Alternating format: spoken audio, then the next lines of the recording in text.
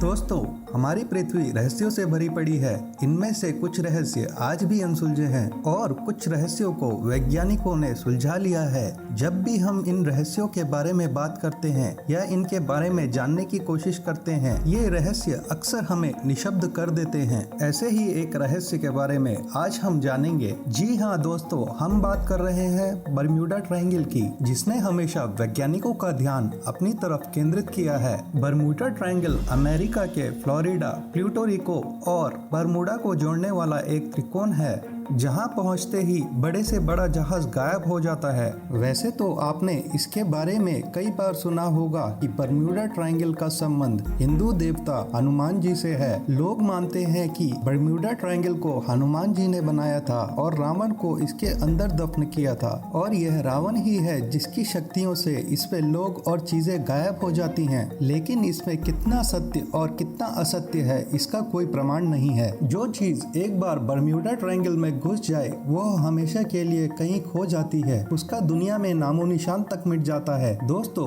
बरम्यूडा triangle में गायब हो चुके जहाजों के बारे में कोई पुख्ता जानकारी तो नहीं है, लेकिन बताया जाता है कि अब तक यहाँ 50 से ज्यादा शिप्स और 20 से ज्यादा हवाई जहाज गायब हो चुके हैं। बरम्यूडा ट्रायंगल के बारे में सबसे पहले क्रिस्टोफर कोलंबस ने दुनिया को जानकारी दी थी। उन्होंने अपने लेखों में इस त्रिकोण में होने वाली गतिविधियों का जिक्र किया है। क्रिस्टोफर ने बताया कि उन्होंने और उनके चालक दल ने क्षितिज पर नृत्य करती एक अद्भुत रोशनी देखी। अपनी लॉगबुक पर एक अन्य स्थान पर उन्होंने लिखा, आकाश में आग की लपटें थीं। कुछ लोगों का मानना है कि विलियम शेक्सपियर का प्ले द टेम्पेस्ट बरमूडा में जहाजों के डूबने और गायब हो जाने पर आधारित है। कोलंबस के बाद 1881 में एलन ऑस्टिन द्वारा कुछ ऐसे ही बयान सामने आए, जिसने लोगों को और वैज्ञानिकों को अंदर तक हिला दिया। एलन ऑस्टिन की माने तो जब वह लोग अपने साथियों के साथ सरगासो समुद्र की ओर बढ़ रहे थे, जो कि अटलांटिक महासागर का एक हिस्सा है और बरम्यूडा ट्रायंगल के वेस्ट डार्ट में मौजूद है, तो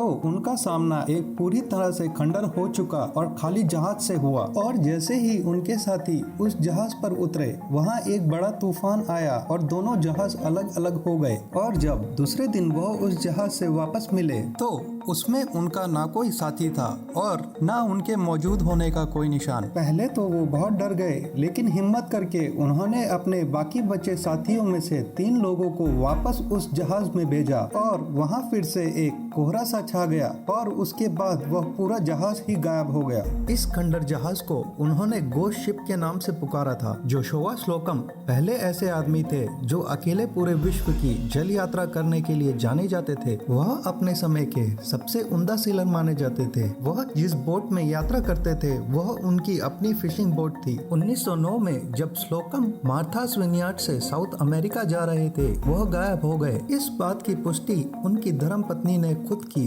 वैज्ञानिकों का और स्लोकम की पत्नी का मानना था कि स्लोकम बरम्यूडा ट्रायंगल में गायब हुए हैं। बरम्यूडा ट्रायंगल पानी के जहाजों और हवाई जहाजों को तो निगल ही जाता है, लेकिन क्या ये किसी आदमी को पागल बना सकता है? ऐसा ही कुछ 1969 को टेगमॉथ इलेक्ट्रॉन में हुआ, जब एक डोनाल्ड क्रोहर्स्ट नाम के बिजनेसमैन अक्टूबर 31, 1968 को लंदन से गोल्डन ग्लोब रेस जीतने के लिए निकला था। यह जिस बोट पर जल यात्रा करने के लिए निकला था वह एक मॉडिफाइड बोट थी। अपनी सफल यात्रा के दौरान जब डोनाल्ड जीत की ओर बढ़ रहे थे, तभी इनकी नाव में एक साथ कई परेशानियां आ गईं। इनके जहाज ने काम करना बंद कर दिया और इनका कंपास भी खराब हो गया। फिर इन्होंने वापस घर लौटने का फैसला किया और अपनी वापसी के दौरान इन्होंने देखा कि जो इनका करीबी मुकाबलेबाज था वह अपनी नाव के साथ गायब हो गया। कहते हैं कि यह सब देखकर डोनाल्ड बहुत तनाव में आ गए। उन्होंने समुद्र में कूदकर आत्महत्या कर ली। आत्महत्या करने से पहले उन्होंने अपने जहाज की लॉगबुक में यह सब दर्ज किया, जो बाद में बरामद हुई। 1918 में यूएस नेवी की सबसे बड़ी और सबसे तेज ईंधन जहाज द यूएसएस साइक्लॉप्स कैरेबियन से बल्टीमोर तक अपनी यात्रा के दौरान गायब हो गया। इस जहाज में 309 क्रू मेंबर्स थे, जिनमें से किसी का भी पता नहीं लगा। इस जहाज ने गायब होने से पहले खतरे का कोई संकेत नहीं दिया। एक जहाज जिसने वर्ल्ड वॉर 1 के दौरान हजारों टन मैग्नीज डिलीवर किया, वो बस ऐसे ही अचानक गायब हो गया। अगर जहाज डूब गया तो कहाँ गया उसका बचा हुआ मलबा? कोई माने या ना माने, मगर नेवी सेक्रेटरी जोसेफ डेनियल्स के एक लेख की माने तो यूएसएस साइक्लोप्स के गायब हो जाने से ज्यादा कुछ भयावह नहीं है। वॉशिंगटन पोस्ट की एक खबर की माने तो यह जहाज बर्म्यूडा ट्रायंगल में समा गया। वहीं 1941 में एक नेवी शिप जिसका नाम था द यूएसएस प्रोथ्यूज 58 पैसेंजर्स को एसटी थॉमस से ईस्ट कोस्ट की ओर ले जा रहा था, अचानक गायब हो गया। इसके पुख्ता सबूत थे कि यह बर्म्यूडा ट्रायंगल में गायब हुआ है। इसके ठीक एक महीने बाद इसकी sister ship the USS Nereis, जो कि 61 लोगों को ले जा रही थी, ठीक उसी जगह पर गायब हो गई जहां पर यूएसएस प्रोटेस्ट गायब हुआ था।